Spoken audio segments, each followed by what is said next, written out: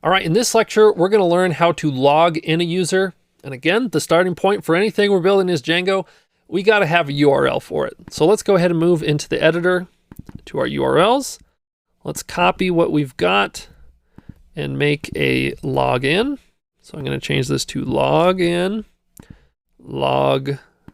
user. And one more time, login user. Okay, so I'll save this. I'm going to come back to my views.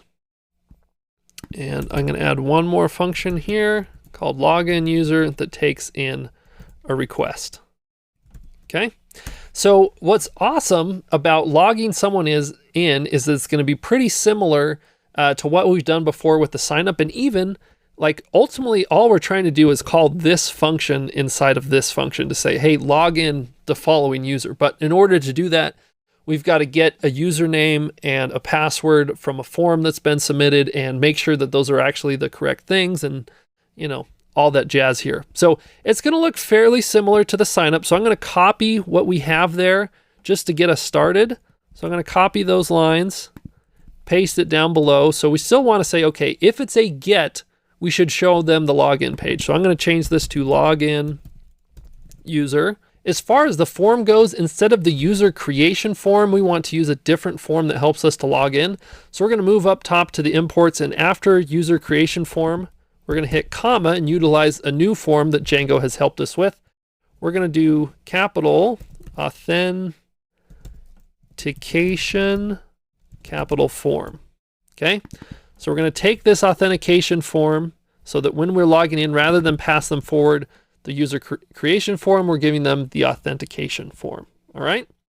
So that's the get. First, let's just see if this even works. For this, we're going to have to create a login.html. So I'm going to do new file here, login.html. Okay. This is going to look very close to our sign up. So I'm just going to copy all the code that we have for our sign up and paste it into login. Now I'm going to change this title to say login. We'll keep the error showing up there instead of sign up. We're going to change this to login, but really that's the only difference. So we're going to go ahead and save this, come back to our code, and we should make it so that when we click on these, they actually go places. So let's go back to our base. All right, and we'll say that we want a URL, for instance, for when someone signs up. So this should be sign up user. And then also the same thing here, but this should be login user. So we'll save the base, come back, reload this home page and say, hey, I want to log in. I have a couple of users here that I could log in with. And it's telling me I don't have a template. I must have misspelled something. So I'm going to come back. I just called it login. This should be login user. So I'm going to rename that to login user. Let's see if this works now. There we go. So let's say, for example, I pass in the name Haley and the password, right? Okay, we're getting some errors here because it's saying I can't find password 1.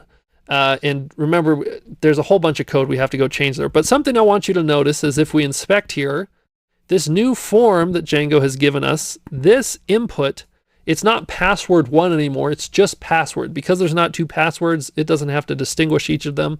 So we can come back into our code and say, okay, well, maybe, you know, all this code where we're passing forward different stuff, the integrity error, we can probably get rid of a lot of that.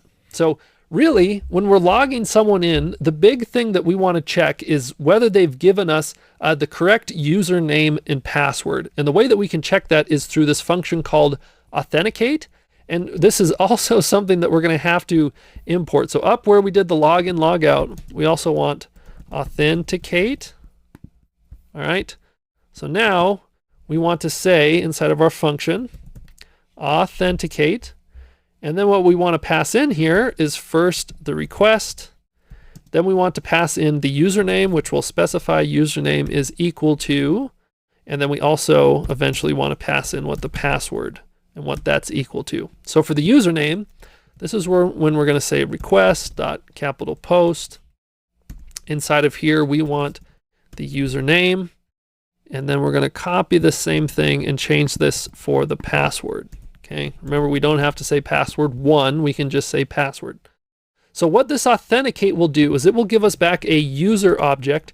And if for some reason this doesn't work, if like the username and the password they gave us didn't match, or like that user doesn't even exist, this user is going to be equal to none. So we can do this if statement that says, okay, if user is none, okay, that meaning like they weren't able to find anything, we want to send them back to the login page, but with an error.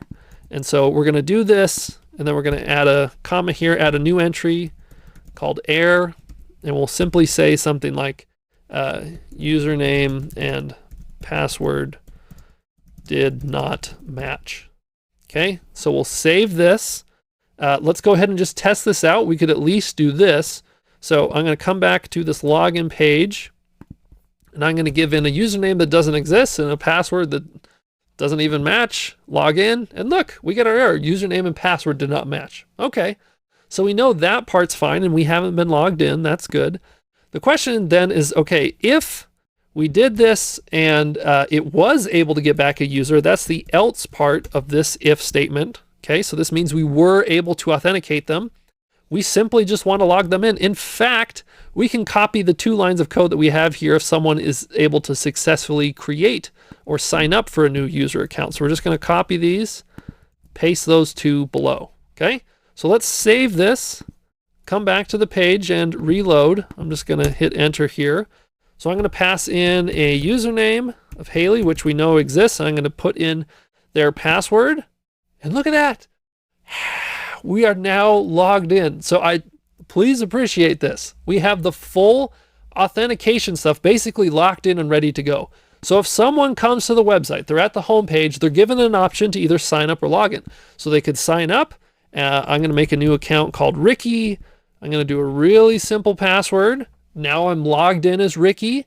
I can choose to log out as Ricky, and then I can come back and log in as Ricky.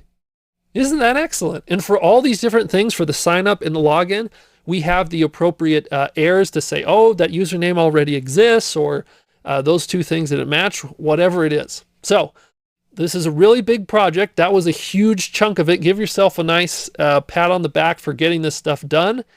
Now it's time to move on to the really fun stuff, creating those to-dos, getting them to list out, deleting them.